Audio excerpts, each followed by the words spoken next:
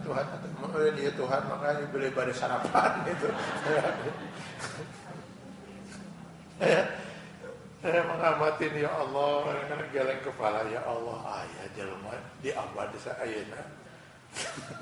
Tapi kan bisa temikir gitu. Saya perhatikan, Pak, saya perhatikan gitu kan. Ini kejauhan tuh mana gendeng gitu kan.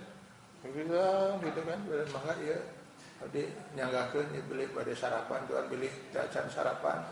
Maka ya kayak lamun sore beli pada makan sore gitu. Setelah itu dia pergi. Setelah dia pergi kan saya masih di sana, Pak, saya perhatikan itu ada berapa ekor anjing yang dari tadi nggak ada raguan gitu, Pak. Nunggu, Pak. Nunggu itu anjing itu karena masih takut ketika orang itu ada, Pak. Begitu dia pergi langsung datang anjing itu. Korek langsung makan oleh anjing itu. Oleh anjing itu dimakan, yang bisa dimakan oleh anjing itu dia makan. Jadi sebenarnya maraban anjing. Nah maraban anjing di kudunya atau di imah, maraban anjing mah. Habis dimakan oleh anjing. Setelah anjing itu makan, ini bukan ngada-ngada, saya mau melihat langsung, Pak. Habis dia makan korek, nongeng si anjing itu. Dikieuhan Tuhan teh, Pak. Si Tuhan itu teh dikieuhan, bari nongeng itu set gitu. Ini teh si anjing eta leuwih ngarti si anjing daripada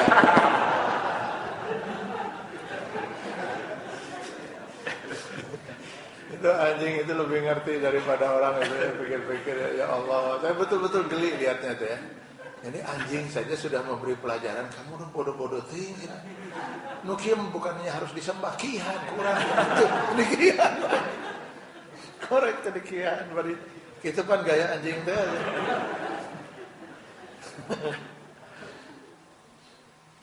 Amman hadzal ladzi yarzuqukum min amsaka rizqahu balajju. Nah, tapi itulah kata Allah, balajju fi utuwin wa nufur. Tapi semua ini tidak menyebabkan mereka sadar, orang-orang kafir itu. Tapi laju itu menjadi bahasa kita juga, laju terus ya. Bahasa bukan bahasa Palembang ya. Laju itu terus. Ya, terus menerus. Laju terus menerus fi utuwin wa nufur, dalam kesombongan mereka. Jadi Allah menyatakan mereka tuh sombong, merasa mereka lah yang telah menjadi penyebab rezeki yang mereka dapatkan atau kemenangan atau pertolongan. Wa nufur, dan semakin mereka menjauhkan diri dari kebenaran. Jadi walaupun sudah diberi dalil-dalil kebenaran oleh Allah seperti itu supaya mereka berpikir gitu, ya tetap saja tidak membuat mereka itu kembali ke garis, tapi semakin nufur, makin jauh dari garis itu.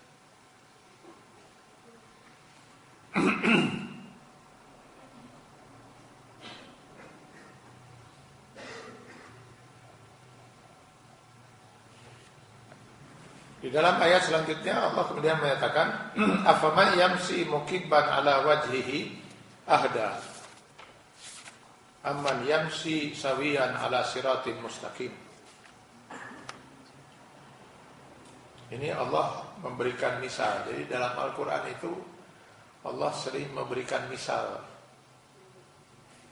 Misal biasanya kita lakukan pemberian misal ini untuk memudahkan orang mengerti apa yang kita maksud. Karena dia belum mengerti sesuatu, maka kita berikan misal yang bisa mendekatkan pemahaman dia terhadap sesuatu yang dia belum mengerti itu. Saya misalkan dengan sesuatu yang dia sudah mengerti. Nah, itu perlunya misal itu. Maka banyak sekali Allah memberikan misal, misalnya seperti orang yang kufur itu dimisalkan seperti labah-labah yang membuat sarang, ya, lemah dia sarang itu. Atau banyak lagi misal, orang insan yang paripurna dimisalkan oleh Allah dalam Ibrahim 24-25 seperti pohon keberadaannya yang akarnya kokoh menghujam ke dasar tanah. lalu dahan dan rantingnya menjulang ke langit. Pohon itu berbuah terus menerus panjang tahun.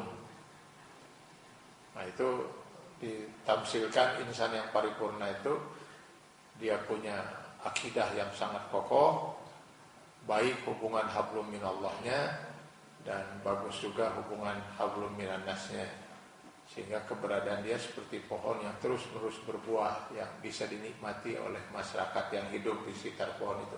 Itu tamsil, Pak. Jadi dengan mudah kita bisa lebih memahami. Nah, Allah memberikan tamsil pada ayat ini tentang orang kafir dan orang mukmin. Ditamsilkan seperti apa? Afaman yamsi mukibban ala wajhihi ahda amman yamsi sawiyan ala siratin mustaqim. Afaman yamsi, adakah orang yang berjalan mukibban itu terbalik, Pak. Terbalik, terjungkal, yang harusnya di atas ini di bawah, yang di bawah jadi di atas. Nah, itu terbalikan, terjungkal.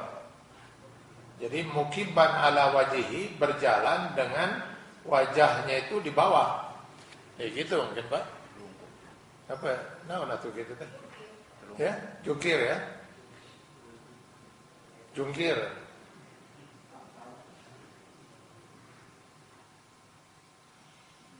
Lain jungkir deui nya. Ya, kepalanya ada di bawah, di gitu tah. Jadi jalan gitu. Kumaha gitu teh? Ngucep gitu ya. Jadi si mata ke sini kan, kaki di atas. Jalan gitu. Ya. Melak jauh. Nyata lah melak jauh ya lah. Ahda itu hidayah. Jadi lebih mendapat hidayah. Ahda dari kata hidayah. Jadi ahda isim tafdil ya. Apakah mereka lebih mendapat petunjuk? Maka itu teh dibanding orang yang aman yamsi, yang berjalan sawiyan. Sawiyan itu tegak lurus, Pak. Nah, tegak sawiyan, tegak ala siratin mustaqim, di jalan yang lurus. Nah, dia jalan lurus, melihat jalannya. Orang yang tadi, orang kafir itu digambarkan melacau tadi. Jadi apa? Kepalanya berada di bawah, nyungsep itu, sehingga matanya nggak bisa melihat ke depan. Mana jalan dia? Nggak bisa melihat ke kanan, nggak bisa melihat ke kiri dalam posisi seperti itu. Jalan dengan posisi seperti itu, kepala di bawah, mata ke arah sebaliknya, dia jalan seperti itu. Tentu dia tidak pernah bisa melihat yang di depannya. Dan dia bahkan tidak bisa juga melihat ke kanan dan ke kiri. Maksudnya apa? Orang-orang kafir itu ada dalam kesesatan. Dan semakin sesat, karena dia tidak pernah tahu jalan yang mau ditempuhnya itu yang mana. Luar biasa ya pemisalan Allah itu. Sementara orang-orang yang mukmin digambarkan orang yang berjalan dengan tegap, berada di garis, dan dia bisa melihat jalan yang di depannya, garis Shiratal Mustaqim itu, sehingga dia tidak akan sampai sesat, tidak akan sampai keluar dari garis. Dia pasti bisa keluar, bahkan semakin jauh, Pak, karena dia sendiri tidak bisa melihat.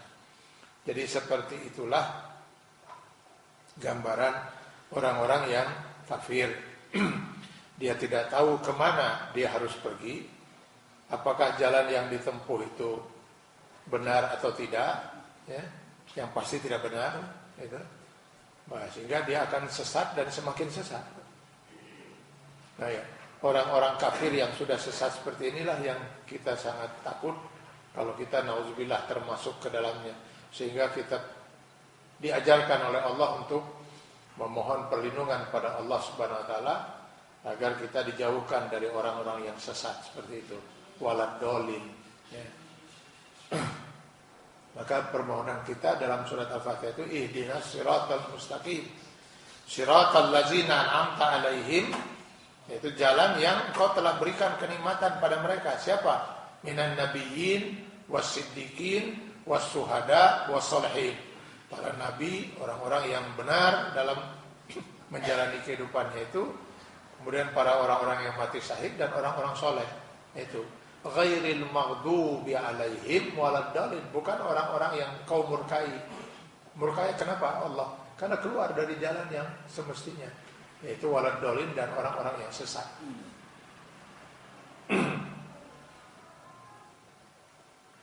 Yang dimaksud sesat itu keluar dari garis, Pak. Jadi apakah dia sesat karena kufur ataukah sesat karena berbuat maksiat, sama-sama sesatnya gitu. Cuman yang satu kafir, satu dosa. Dua-duanya tidak akan pernah sampai ke tujuan selama dia tidak kembali lagi ke garis gitu.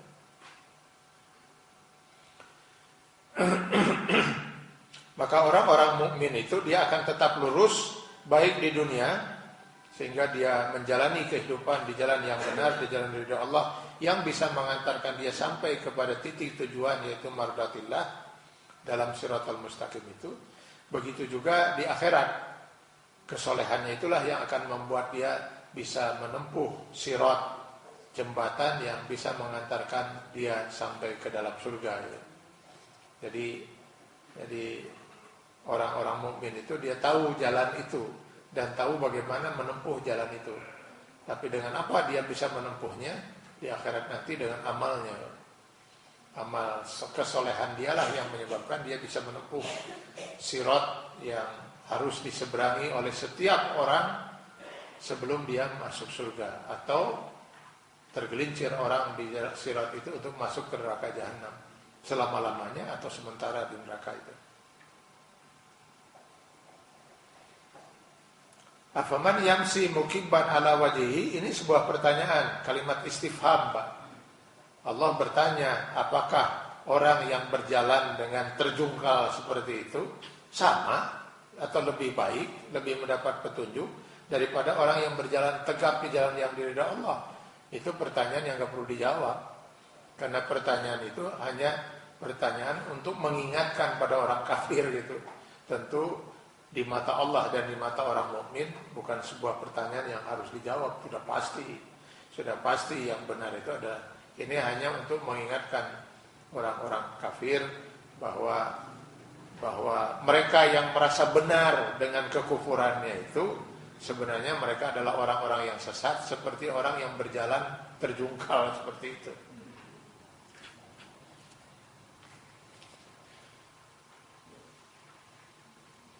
Lalu kemudian pada ayat berikutnya Allah Subhanahu wa taala menjelaskan kepada kita tentang bukti kemahakuasaan yang kedua dalam surat ini. Bukti kemahakuasaan pertama disebutkan soal burung yang bisa bertahan tidak jatuh walau kendati dalam sayapnya yang sedang dibuka ataupun sedang dikuncupkan gitu ya. Siapa yang menahan burung itu untuk tidak jatuh, kan itu kan yang sudah kita bahas di ayat berikutnya. Allah menjelaskan bukti kemahakuasaan Allah yang kedua dalam surat ini. Qul huwallazi ansha'akum wa ja'ala lakumus sam'a wal absara wal af'idah qalilan ma tashkurun. Katakanlah Muhammad, huwallazi ansha'akum. Jadi Rasulullah diperintahkan oleh Allah untuk mengingatkan orang-orang kafir agar mereka sadar akan kekafirannya dengan menyadarkan mereka siapa yang menciptakan mereka gitu. Wallazi ansa'akum, dialah Allah yang telah menciptakan kalian. Sebenarnya ini sudah cukup ya. Sudah cukup harusnya membuat orang kafir itu sadar. Karena tidak ada seorang pun manusia yang berani mengklaim kalau dirinya lah yang telah menciptakan diri dia. Ya kan? Dari dulu sampai sekarang gak akan pernah kita temukan saya yang menciptakan diri saya. Gak ada, Pak. Semua tentu sadar bahwa dirinya diciptakan. Gitu. Kalau dia tanya pada orang tuanya, bapak dan ibu yang menciptakan saya, juga pasti orang tuanya akan mengatakan tidak. Malah dulu kita rencanakan kamu tuh perempuan, ternyata laki lahir gitu. Ya. Bahkan banyak yang tidak menghendaki punya anak lalu lahir anak lewat hubungan zina, nauzubillah. Kan itu. Qul huwallazi ansa'akum, katakanlah Muhammad, dialah Allah yang telah menciptakan kalian. Wa ja'ala lakumus sam'a wal absara wal afidah.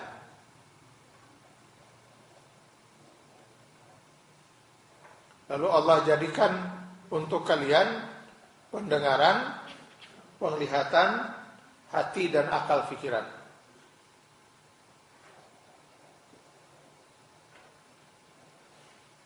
Qalilan ma tashkurun.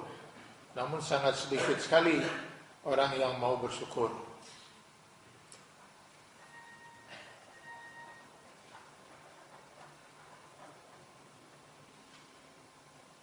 Ayat ini termasuk bukti ya bahwa ya memang ini firman Allah yang mustahil diucapkan oleh atau dinyatakan oleh Nabi Muhammad.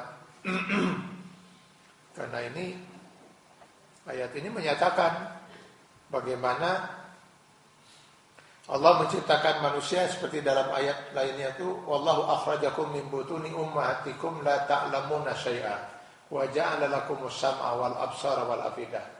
Allah ciptakan kamu lahir dari rahim ibu-ibu kalian tanpa ilmu pengetahuan sedikit pun. Lalu Allah ciptakan pendengaran, penglihatan, hati dan akal pikiran. Jadi selalu urutannya begitu. Pendengaran, penglihatan, baru akal. Kenapa? Karena memang indera yang paling pertama berfungsi pada manusia sejak lahir adalah indera pendengaran.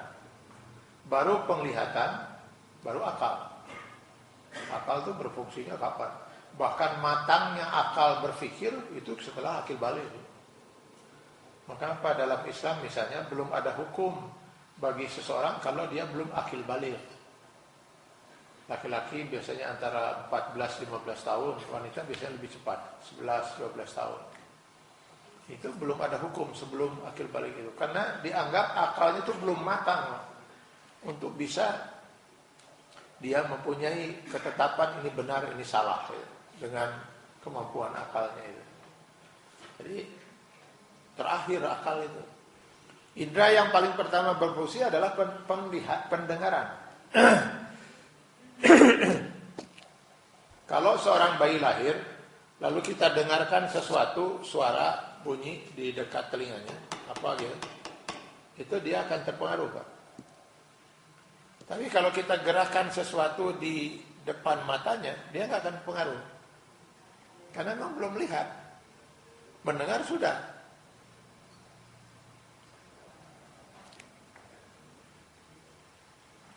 Jadi sungguh nggak benar itu pernyataan katanya kalau ada bayi lahir kenapa menangis karena kaget melihat bapaknya. Kita mah sentimennya gak bapaknya itu.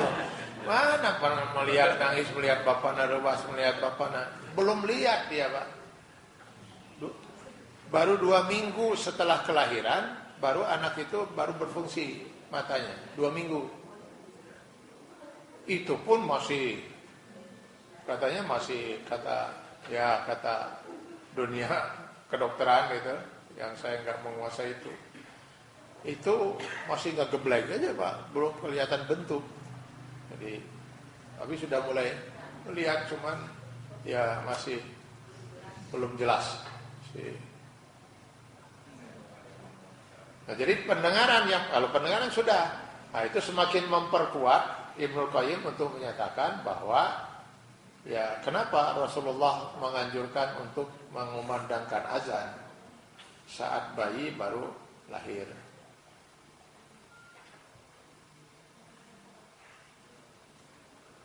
Panjang beliau cerita soal azan ini ya. Intinya dalam buku Tuhfatul Maudud fi Ahkamil Maulud, saya baca ini beliau dikemukakan semua hadis-hadis tentang azan dan qomat atau azan minus qomat untuk bayi yang baru lahir. Lalu dikemukakan juga pandangan para ulama terhadap hadis-hadis itu. Akhirnya beliau simpulkan memang akhirnya para ulama sepakat bahwa semua hadis-hadis yang menyatakan mengazankan bayi yang baru lahir di telinga kanan dan komat di telinga kiri, semua hadis itu dhaif. Enggak ada satupun yang sahih. Jadi tidak ada hadis seperti itu.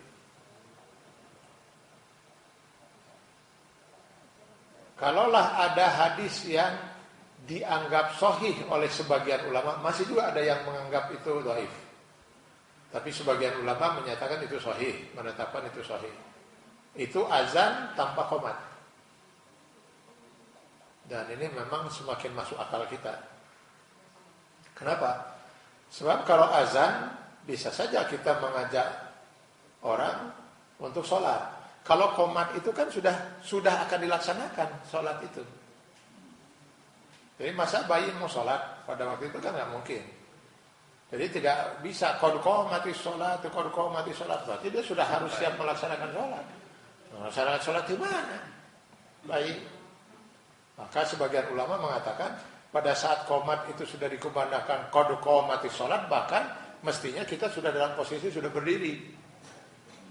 Jadi kalau kita habis sholat sunnah gitu kan, menjelang pas mau qomat, kita sudah berdiri pada saat qad qamati sholat itu. Ada yang berpendapat sampai seperti itu.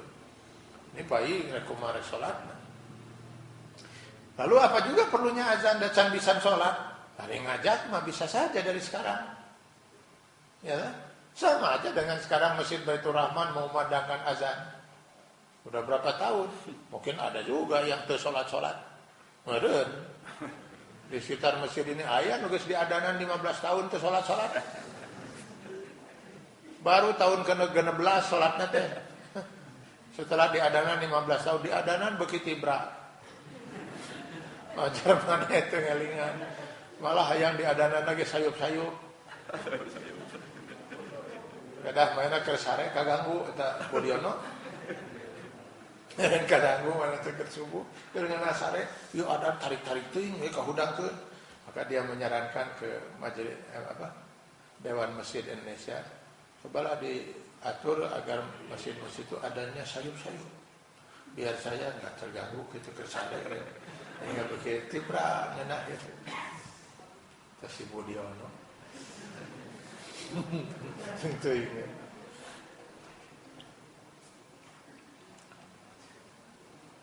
Jadi kalaupun biar aja si bayi itu merekam ajakan itu, ajakan sholat itu, walaupun nanti kan direkam semua itu, masuk ke dalam otak, disimpan itu. Wah, di dalam otak kita ini ada sekian banyak rekaman, Pak. Nutup para rugu ge aya. Dan ada, alhamdulillah agak keluar semua kan itu. Masuk semua yang kita dengar, yang kita lihat itu kan masuk ke sini ke otak di bawah sadar itu masuk gitu, simpan gitu. Ada yang keluar nanti kan termasuk terpancing untuk keluar. Jadi rekaman itu biar saja masuk gitu. Nah, sebelum iblis membuat rekaman terawal, kita yang lebih mendahulukan. Karena kita paboro-boro dengan iblis. Atau paling tidak paboro-boro dengan jin korin yang langsung Allah sertakan. Begitu kita lahir, bayi lahir itu sudah disertakan jin korin kan ya. Sebelum si jin dan iblis itu membisikkan ke telinga bayi itu, kita saja yang duluan membisikkan. Biar kalimat keagungan Allah lah yang paling pertama dia dengar. Allahu Akbar, la ilaha illallah, Muhammad Rasulullah. Itu. Sehingga akhirnya Ibnu Qayyim menyatakan, menyimpulkan, kalaupun ada yang ingin mendoifkan hadis tentang azan tanpa qomat, ya sudahlah, nggak usah diazankan. Tapi tetap keagungan asma Allah itulah yang paling pertama kita bisikan. Apakah Allahu Akbar, la ilaha illallah, misalnya seperti itu. Asyhadu an la ilaha illallah, asyhadu anna Muhammadan, apa saja yang itu biar masuk menjadi rekaman bayi pertama. Heula-heula jeung iblis itu. Jadi pendengaran, baru kemudian penglihatan, baru kemudian akal, pikiran. Nah, sebaliknya ketika orang itu sudah menjelang uzur, sudah menjelang sakaratul maut, biasanya akalnya dulu yang mulai ya, sok hilafan. Nah gitu. Sudah mulai kaca panon dina tarang di tayangan kemana-mana gitu kan. Tayangan kaca panon ternyata dina tarang nolonya gitu guys, tikun mah. Gitu. Sampai yang susiriannya yang batal jono.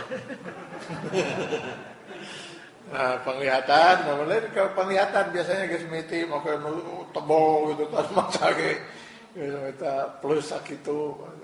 Nah, itu udah mulai tebal penglihatan, sudah mulai ningali guys.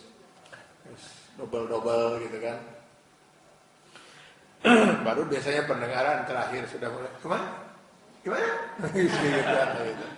Nah, itu mulai itu udah dekat-dekat kembali ke asal, yaitu sakaratul maut itu. Jadi memang sudah Allah ciptakan seperti itu, Pak. Gitu. Nah, setelah Allah mengingatkan itu bahwa ini nggak bisa dibantah oleh orang-orang kafir karena mereka juga tidak akan ada yang bisa mengklaim kalau mereka menciptakan diri mereka sendiri. Maka Allah kemudian yang menyatakan juga qalilam ma tashkurun. Sangat sedikit sekali orang yang kemudian mau bersyukur itu.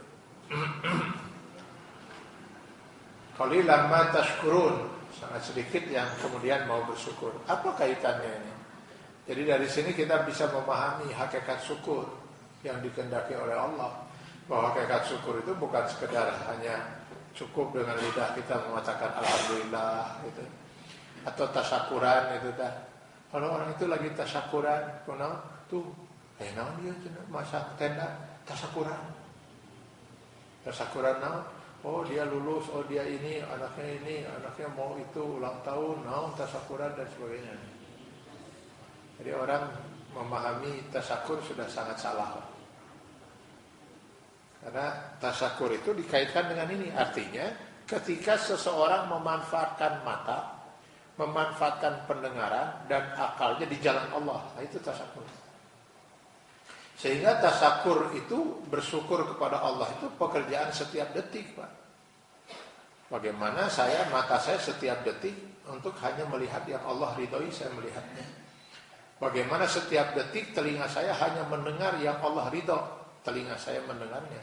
Bagaimana setiap detik saya menggiring lidah saya untuk mengucapkan yang Allah suka dan ridho saya mengucapkannya. Bagaimana saya mempergunakan akal ini setiap detik untuk berpikir di jalan yang Allah ridhoi. Nah, itu tasyakur. Tasyakur itu seperti itu. Nah, tasyakur yang seperti inilah yang kata Allah qalilan ma tashkurun, sangat sedikit orang yang bisa bersyukur seperti ini. Ya. Malah saya khawatir kadang-kadang tasyakur bin nikmah yang diselenggarakan itu sudah bukan tasyakur lagi, sudah mubazir, Pak. Malah melakukan hal yang Allah tidak ridho. Ini susah juga, Pak. Orang